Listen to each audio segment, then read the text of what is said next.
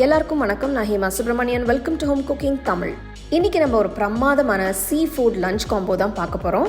நம்மள நிறைய பேருக்கு பிடிச்ச டிஷ்னு ஒன்று பார்த்தீங்கன்னா பிரியாணி தான். ஸோ இன்னைக்கு இறால் வச்சு ஒரு சூப்பரான பிரியாணி எப்படி செய்யறதுன்னு பார்க்கலாம். இந்த பிரியாணிக்கு நான் 2 கப் பாஸ்மதி அரிசி எடுத்திருக்கேன். இது கிட்டத்தட்ட 500 கிராம் இருக்கும். அரிசியை நல்லா கழுவிட்டு 30 நிமிஷம் ஊற வைங்க. நான் இந்த ரெசிபிக்கு 1 கிலோ மீடியம் சைஸ் இறால் எடுத்திருக்கேன். இதோட நடுவில் இருக்கிற நரம்பை எடுத்துட்டு உப்பு மஞ்சத்தூள் போட்டு நல்லா சுத்தமாக கழுவி வச்சுருக்கேன். மஞ்சத்தூள் உப்பு போட்டு கழுவினாதான் மீன் வாசனை வராமல் இருக்கும். இதில் 1 டீஸ்பூன் உப்பு, 1 டீஸ்பூன் மஞ்சள் தூள், 3 டீஸ்பூன் மிளகாய் தூள் போட்டு நல்லா மிக்ஸ் பண்ணுங்கள்.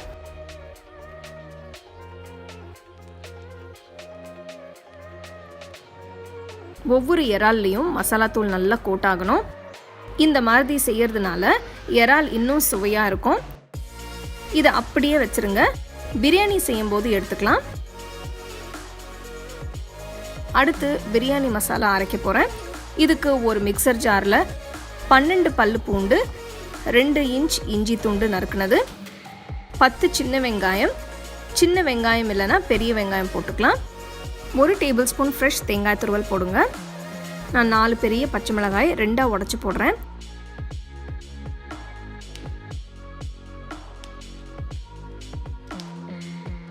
அடுத்து 5 காஞ்ச மிளகாய், கொஞ்சம் புதினா, கொஞ்சம் கொத்தமல்லி போட்டு தண்ணி ஊற்றாமல் முதல்ல அரைங்க.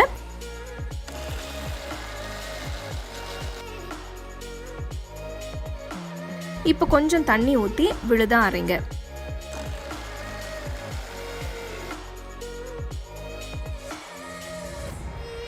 மசாலா விழுது இப்போ ரெடி. அடுத்து தேங்காய் பால் செய்ய 1 கப் துருவன தேங்காயோட 1 கப் தண்ணி ஊற்றி அரைச்சி வடிகட்டினா நல்ல திக் தேங்காய் பால் கிடைக்கும்.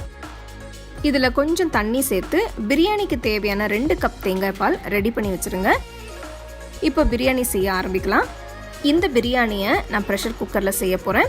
குக்கரில் 3 டேபிள் ஸ்பூன் நெய், 1 டேபிள் ஸ்பூன் எண்ணெயை ஊற்றி பட்டை, கிராம்பு, ஏலக்காய், பிரியாணி இலை, அன்னாசி பூ, வெங்காயம் போட்டு வதக்குங்க. நான் 4 வெங்காயத்தை நீல வாக்கில் நறுக்கி போட்டுருக்கேன். வெங்காயம் பொன்னிறமாகிற வரைக்கும் வதக்கணும். இதுக்கு கிட்டத்தட்ட 10 நிமிஷம் ஆகும். இப்போ பார்த்தீங்கன்னா வெங்காயம் நல்ல கோல்டன் ப்ரௌன் கலரில் இருக்குது. இதில் அரைச்ச மசாலா விழுத போட்டுடலாம். இது கிட்டத்தட்ட 2 டேபிள் ஸ்பூன் அளவு இருக்கும். நீங்கள் எவ்வளவு அரிசி இறால் பயன்படுத்துகிறீங்களோ அதுக்கு ஏற்ற அளவு மசாலா விழுத போட்டுக்கோங்க. அடுப்பு மீடியம் ஃப்ளேமுக்கு மாற்றி மசாலாவோட பச்சை வாசனை போகிற வரைக்கும் வதக்கணும். அடுத்து தக்காளி போடலாம்.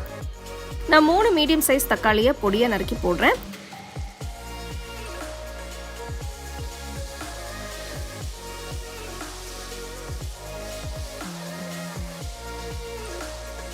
மசாலா நல்லா சேர்ந்து வருது.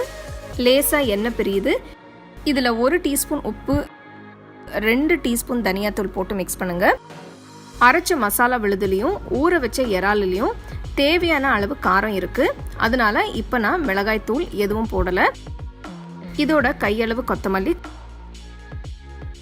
கையளவு புதினால சேர்த்து கிண்டுங்க.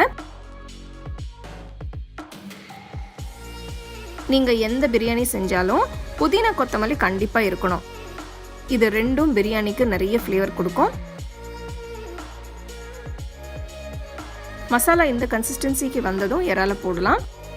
இறால் கிட்டத்தட்ட அரை மணி நேரம் ஊறி இருக்கு. அடுப்பை லோ ஃப்ளேம்க்கு மாற்றி இறாலை ஒரு 2 நிமிஷம் மெதுவாக கிண்டுங்க.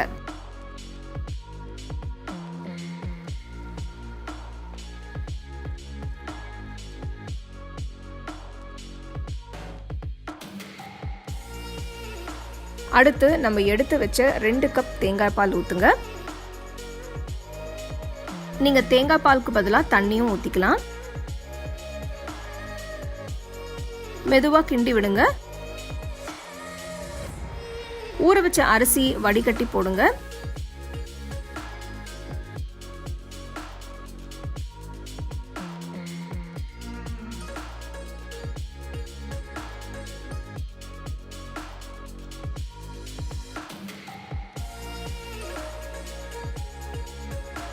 கடைசியாக ஒரு தடவை கிண்டி விட்டு குக்கரை மூடுங்க.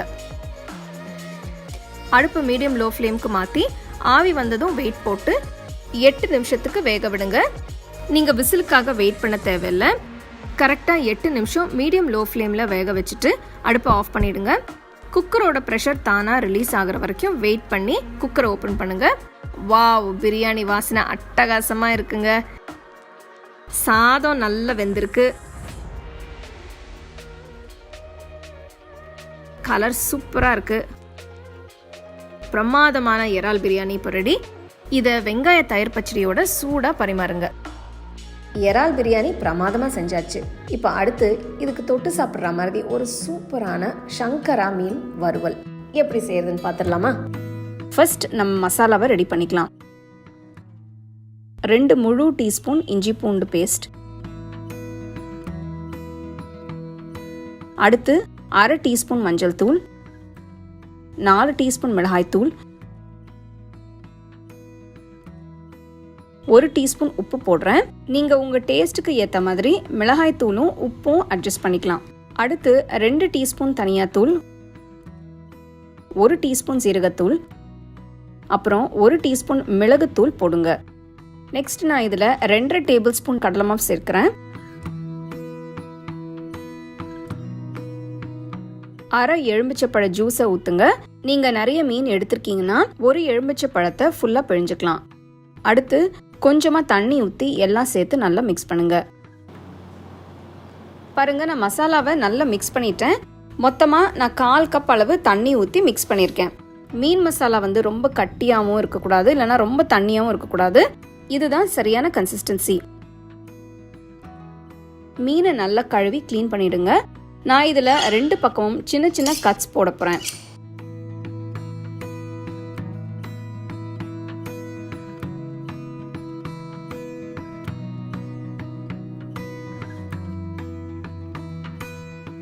மசாலாவை 2 பக்கமும் மீன் மேலே தடவி விடுங்க.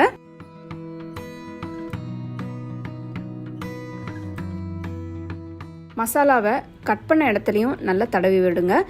அப்போதான் நீங்கள் மீன் பொரிக்கும் போது நல்ல ஃப்ளேவர் கிடைக்கும். மசாலாவை நல்லா தடவியாச்சு. நெக்ஸ்ட் இதை அப்படியே 30 நிமிஷத்துக்கு ஊற விடுங்க. அடுத்து நம்ம மீனை பொரிக்க போகிறோம். மீனை ஊற வச்சு 30 நிமிஷம் ஆயிடுச்சு. பேனில் பொரிக்கிறதுக்கு தேவையான அளவு எண்ணெயை ஊற்றுங்க. நம்ம இன்னைக்கு ஷாலோ ஃப்ரை பண்ண போகிறோம்.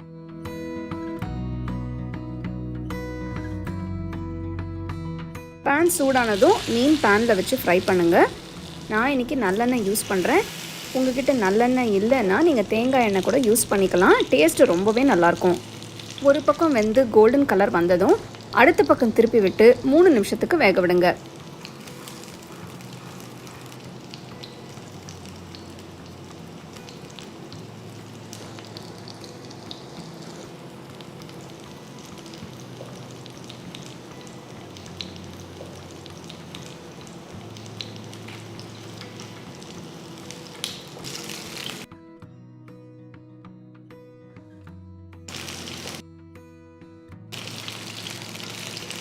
மீன் 2 பக்கமும் வெந்துடுச்சு. இப்போ பார்த்தீங்கன்னா எவ்வளோ சூப்பராக கோல்டன் கலரில் கிறிஸ்பியாக இருக்குன்னு பாருங்கள். ஸோ மீன் ஃப்ரை ரெடி ஆகிடுச்சு, எடுத்து வச்சுருங்க. மீன் பொரிச்சதும் அதே பேனில் ஒரு வெங்காயம் மெலிசா நறுக்குனது, 3 பச்சை மிளகாய் கீர்னது போடுறேன். அப்புறம் கொஞ்சமாக கருவேப்பிலை போடுங்க. இது மீன் வறுவலுக்கு எக்ஸ்ட்ரா ஃப்ளேவர் கொடுக்கும்.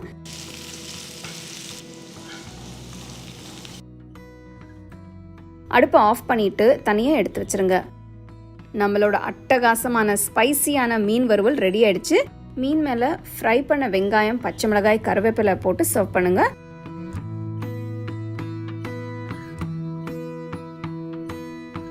சர்வ் பண்ணுறதுக்கு முன்னாடி ஒரு சின்ன துண்டு எலுமிச்சப்பழ சாறு ஊற்றி சர்வ் பண்ணிங்கன்னா ரொம்ப நல்லாயிருக்கும். பார்த்தீங்கன்னாவே தெரியும் மீன் எவ்வளோ பர்ஃபெக்டாக சாஃப்டாக வெந்திருக்குன்னு. எப்போவும் மீன் வாங்கும்போது நல்லா ஃப்ரெஷ்ஷாக பார்த்து வாங்குங்க. அப்போ தான் உங்களுக்கு மீனும் ரொம்ப டேஸ்ட்டாக இருக்கும்.